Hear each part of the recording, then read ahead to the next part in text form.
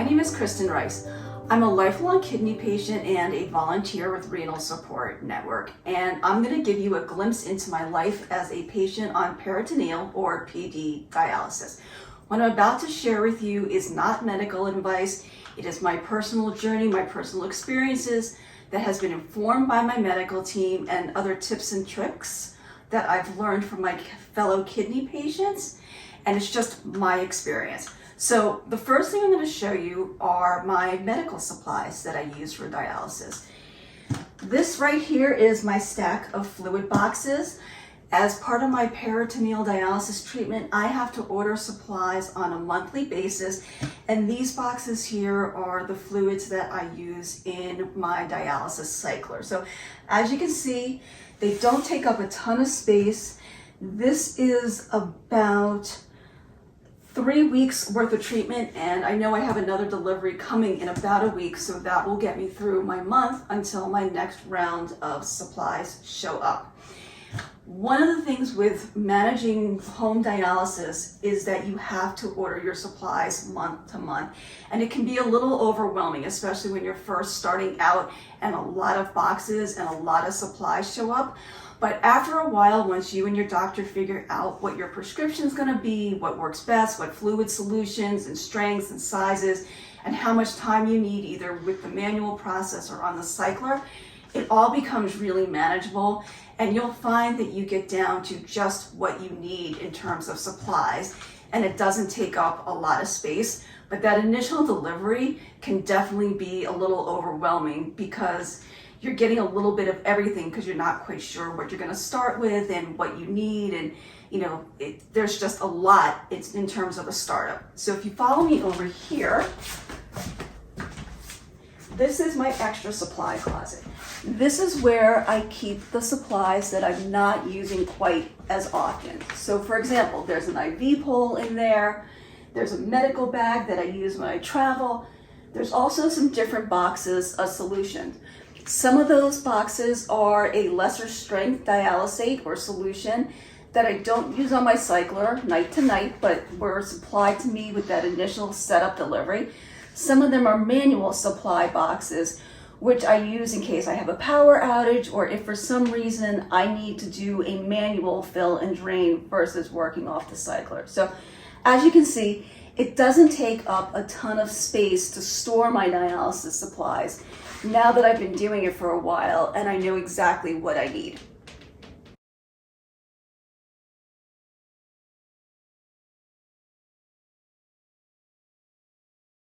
Now I'm in my bedroom, which is also my dialysis treatment space, and there's a couple of important things to point out here. First is the setup. When I got my dialysis equipment, I did have to move a few things around. There used to be a night table in this area. That's now behind me on the other side of the room. And in its place, I have my dialysis machine, my cart, another cart, and a rolling medical table. So the dialysis machine, or cycler as it's called, and cart came with my dialysis prescription. I did not have to buy either of these. I added the basket below to put stuff in, and then there's also the router, which sends information from the machine back to my dialysis clinic, and the manuals that go with my machine. Next to the cart on this side, you'll see I have an empty plastic bin. One of my rookie mistakes as a dialysis patient was one night I did not close the clamp and I had some fluid leak on the floor. So lessons learned to prevent that from happening. Again, I've also gotten much better at closing clamps, and I now have this bin that I put my drain bag in at night just in case I forget when there's a leak or something for some other reason. So part of making dialysis work is living and learning and troubleshooting along the way and just staying calm during the process when something happens, when an alarm goes off, when something leaks. It's all very easy. It's all very manageable. It's definitely scary at first, but once you have some of these different experiences with an alarm going off in the middle of the night or with a bag leaking, and you just process and figure things out and troubleshoot, it's really easy to manage day to day, night to night. So over here, I have another cart. This is a cart I bought at a craft store, and I have my books, I have a place for my glasses, I have some medical supplies underneath like caps and tape, and then on the bottom I have some other medical supplies like injectable medication and gauze. The other piece of my treatment setup is this rolling table. This is something else I bought on my own. I think it costs about $75, and it's a rolling medical table like you would have in a hospital that I can move around my treatment space. So when I'm doing setup and connecting to my machine, I can put it in here.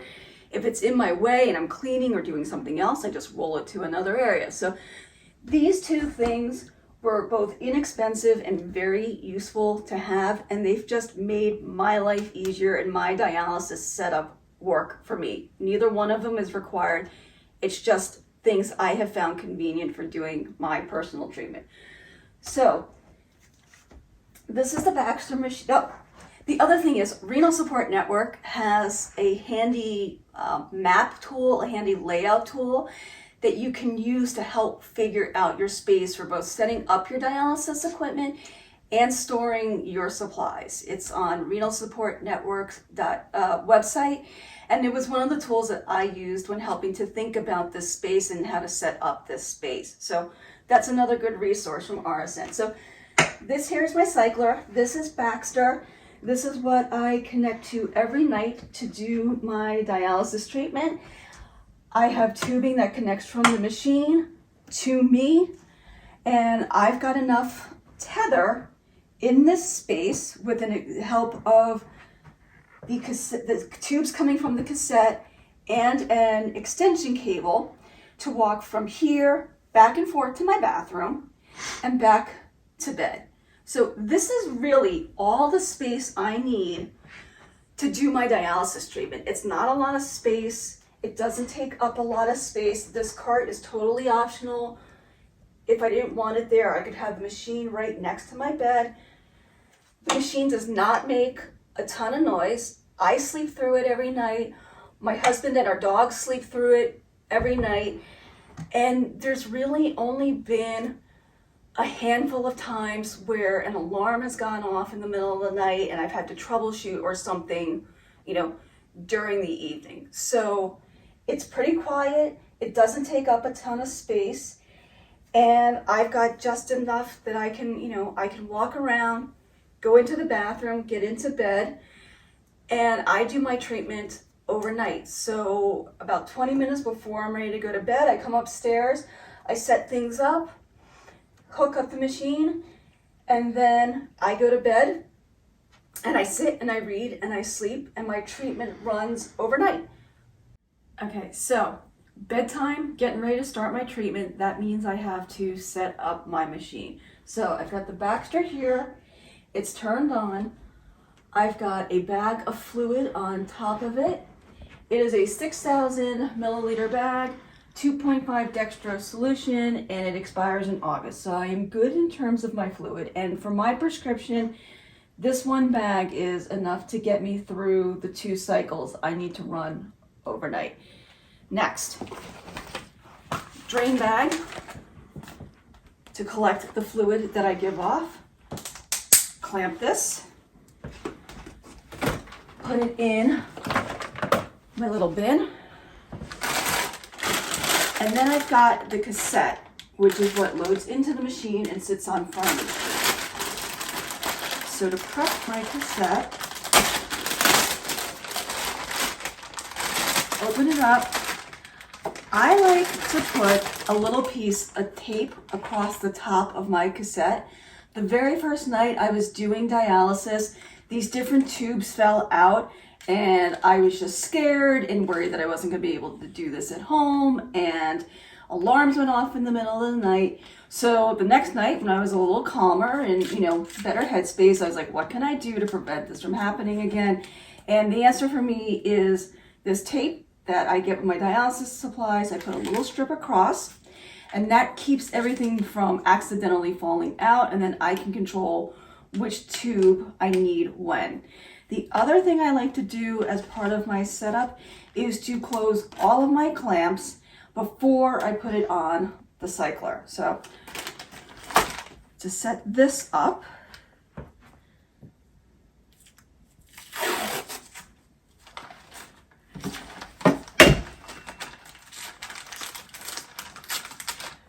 strip of tape.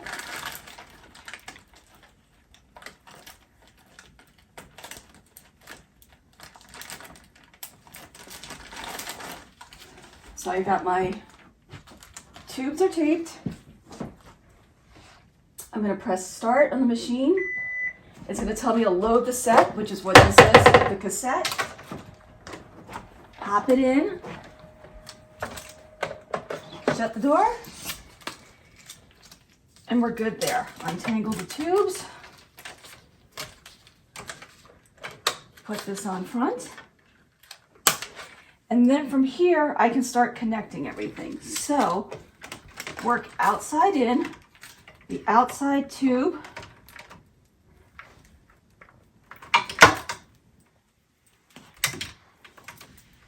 Goes to the drain bag. This is commonly known as spiking the bag because this end has a little spiky thing on it.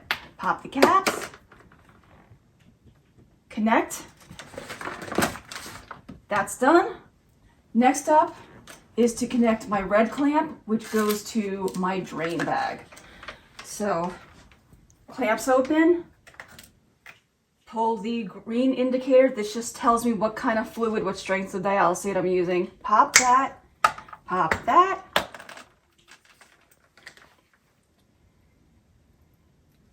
connect, and then break the seal. So, pop that. At this point, I'm good to go. This is my patient line, that's open. These other 3 lines, which I'm not using, are closed. I press the green start button and it'll start doing 2 rounds of testing. The first round is self-testing to make sure everything's connected. The second round is called priming, and that gets all of the air out of the system. So from here on, it takes about 15 minutes for the machine to get itself ready to go. Okay, so my machine is telling me to check my patient line and connect myself. So this is the final step in the process of hooking myself up to my machine and starting treatment. I've washed my hands thoroughly like I did earlier when I was doing site care. I'm going to take a pump of hand sanitizer just in case as another layer of protection. Some people like to use gloves. I don't love gloves. I've been told the hand sanitizer is okay, and that's what works for me.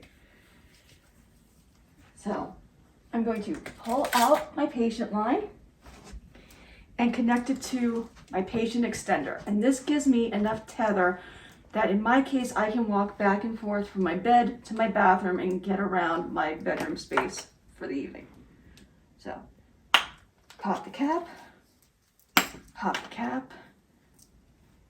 make the connection, and then unravel this.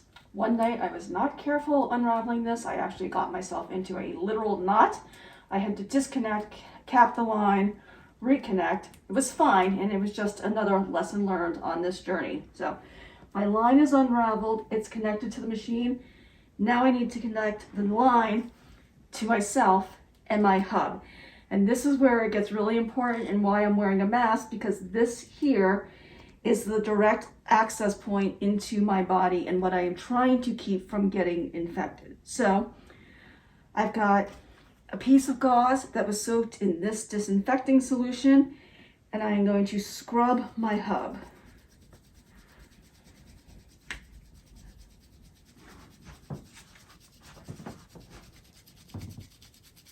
So I've given it a good wash down, good wipe. And now it's again, pop the cap, connect, and don't let hands or anything germy potentially touch. So pop the cap, twist the cap.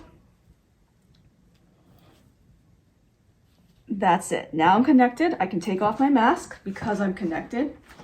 Then there's only 2 more steps. So the first step is I need to open this part of my line to get the fluid flowing. And as you can see, the iodine or whatever that is flowing out. So my line is open. Come over here, press the machine once, and it's going to start my initial drain. And that gets any fluid that was left in my system from the night before out of my system. That can take a minute or two. And when that's done, it'll start my fill. And that's it. I'm hooked up and I'm ready to go for the night and run my treatment, which in my case, I do 2 treatments, fill, dwell, drain, and it takes about 6 hours total because I have a pretty quick fill and drain. So that's it. I can walk around the room, I can go to the bathroom, I can go to bed, and I'm done for the night. Easy peasy. Go. Okay, the next thing I'm going to show you is site care, or how I clean the area where my PD dialysis catheter comes out of my body. One of the things that's important when you're setting up for dialysis treatment, or that I find helpful when I'm setting up for my dialysis treatment, is to have all my supplies ready to go. So I have a set process and I just know what to grab in what order, and I don't risk making a mistake because I'm not prepared. So the things I use in my site care are 2 packs of 4x4 gauze, and antibacterial, antimicrobial solution for cleaning. This is a dermatology cream that helps with some of the tape rash I get. 2x2 gauze that I put antibacterial cream on, and another island gauze to cover everything up. So, set up all my supplies.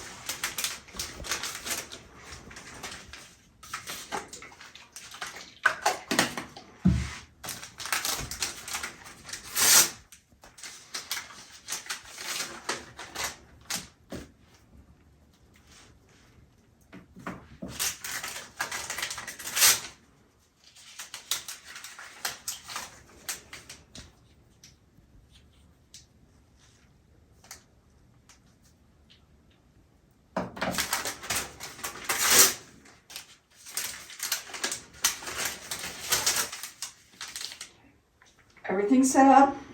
Next step is washing my hands. Hand washing is really important anytime you're dealing with your exit site or handling your hub. And there's a specific way I was trained to do it. It was actually the first thing I learned how to do in dialysis training, and it remains really important. So, squirt of antibacterial soap, hot water. Really get in there, get in between the fingers, get on the wrists, top of the cuticles. I spend a lot of time singing the ABC song to myself, washing my hands. Under the nails.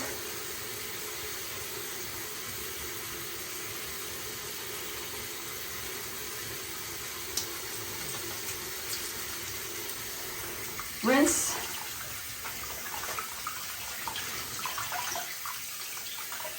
And then this is the really important step. Paper towel. Dry the hands. Turn off the handle with the paper towel so that I don't touch a potentially dirty faucet with my nice clean hands that I'm going to use to clean my open exit site. Next thing is to do the actual cleaning of the exit site. I make a wonton shape out of the gauze. And this is to minimize the surface area of the cleaning gauze and the cleaning solution that's actually going to touch my exit site. So, one swipe around here. And the reason you only do one swipe is because you don't want to be spreading any potential germs. So it's a one and done with the gauze. So, make another wonton, another trip around the exit site,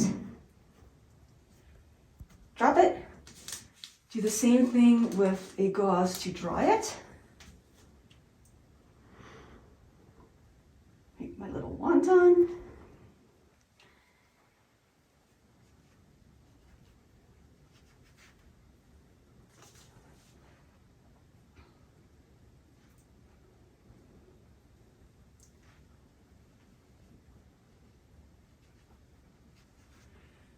Next, I put my dermatology cream around, just spread that liberally, not too close to my exit site, but basically in the area where my tape touches my skin, because I tend to get a little irritated from the different types of tape that I use in my treatment, and this helps.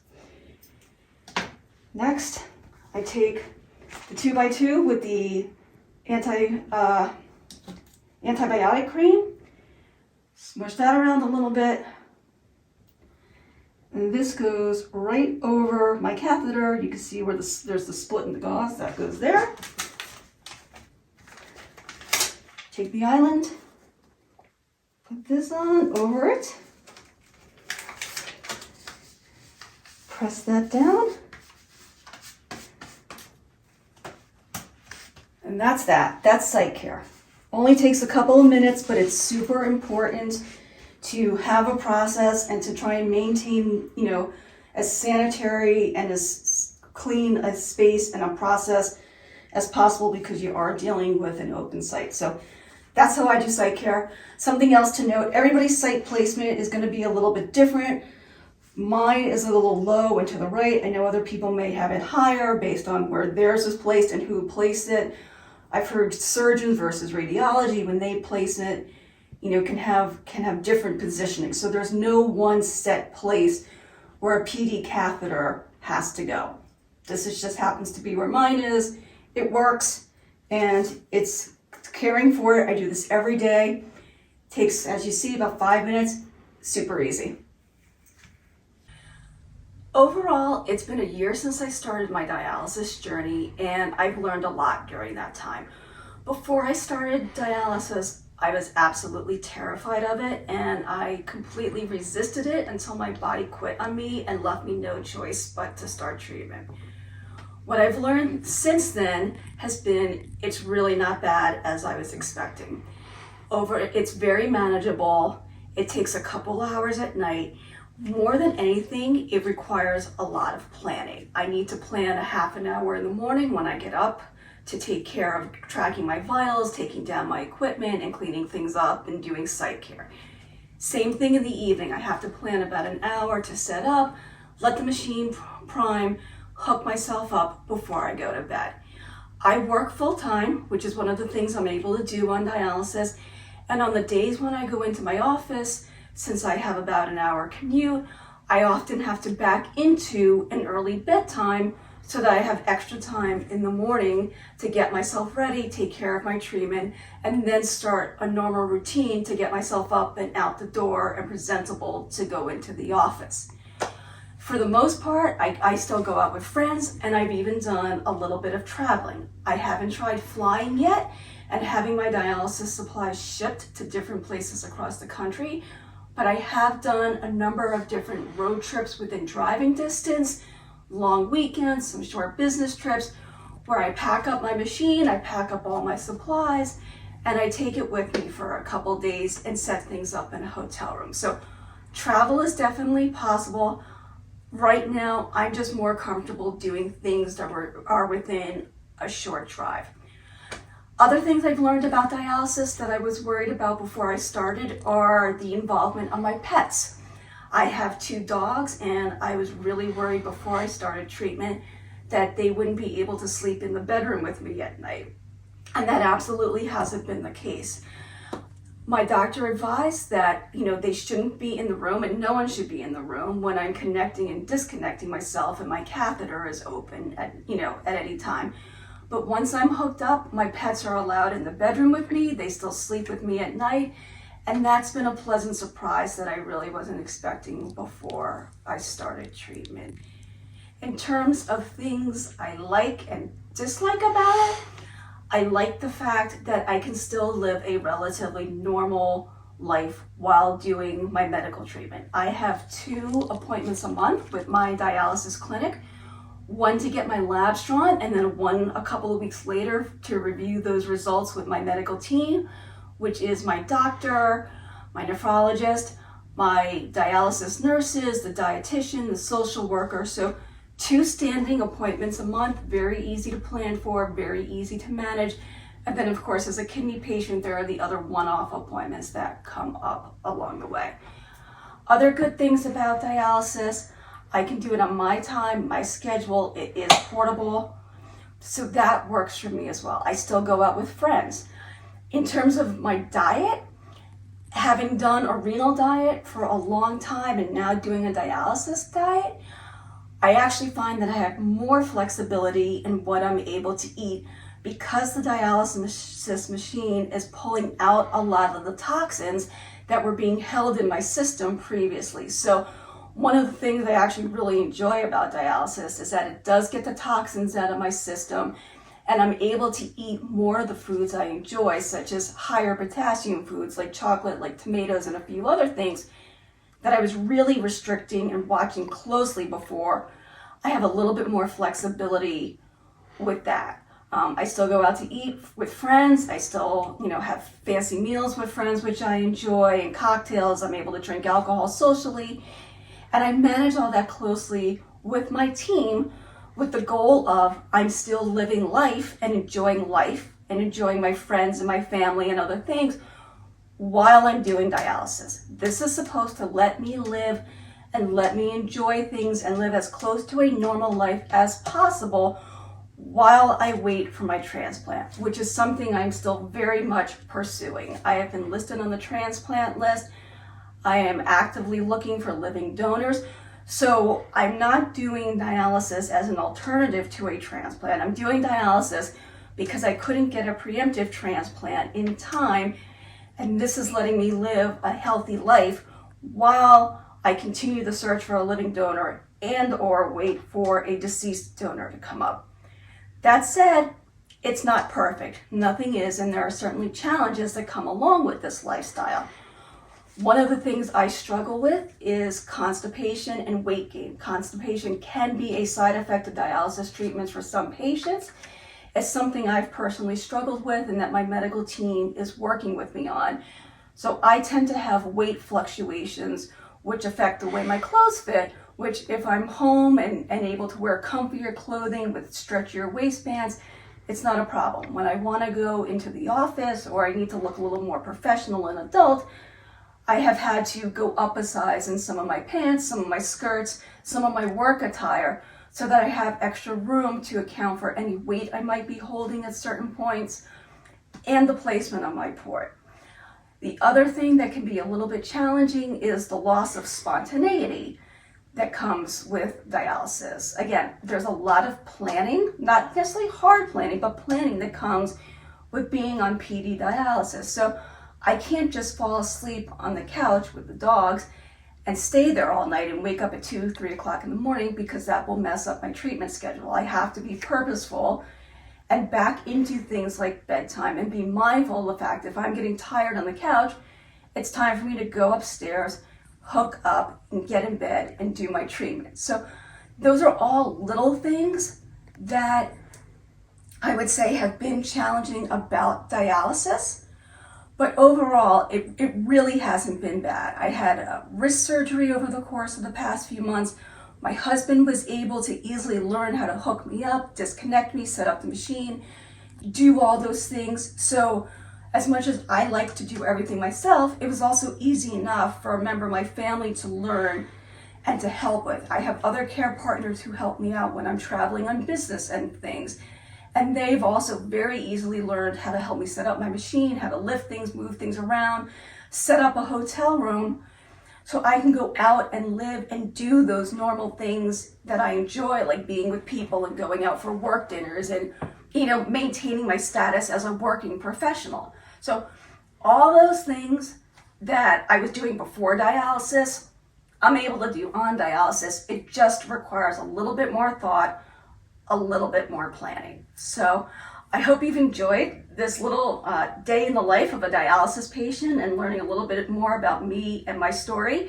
As a prospective dialysis patient, I hope it gives you some insight into what a day in the life is like, makes you a little bit less afraid of the treatment. I think if I had had a video like this before I started treatment, I might not have resisted it quite so much. If you're a caretaker, I hope it gives you some insight into what a day in the life is like and how what you can expect as someone living with someone or helping someone who's on PD dialysis. And if you're a medical professional and you're seeing this, I hope it gives you some insight into the patient experience and what this is like on the day-to-day, not just from a scientific, analytical, medical perspective on what this is like, but really from the patient experience and what we go through, the ups, the downs, the challenges that we go through day to day managing this condition.